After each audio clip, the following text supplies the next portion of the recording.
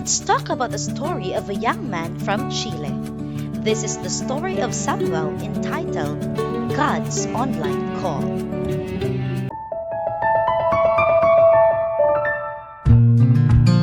Samuel, a university student in Chile, failed his classes in algebra, calculus, physics, and chemistry. He had done well in high school, but when he entered college, he really struggled. While he was having a hard time studying, he received a message from a family that said, "Samuel, study theology." He was surprised because there was no greeting or farewell in the message, but he began to pray and asked God for confirmation if this was truly his calling for him.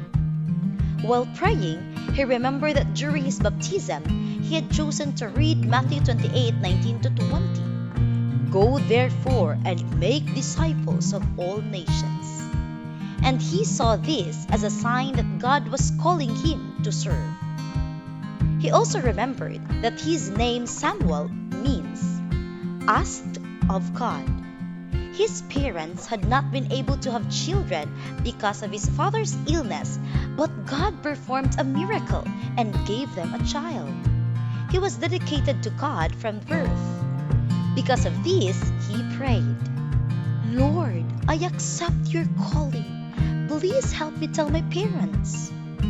His mother immediately supported him, but his father had difficulty accepting it at first because he wanted Samuel to become an engineer. Eventually, his father understood that this was God's calling. Samuel left his university debt-free and was accepted at Chile Adventist University to study theology. Now, at 21 years old, he thanks God for his calling. "I am ready to follow wherever God calls me," Samuel said. The 13th Sabbath offering this quarter will help Chile Adventist University expand its dormitories, including the one where Samuel lives, for theology and education students who come from distant places. Thank you very much for your generous giving.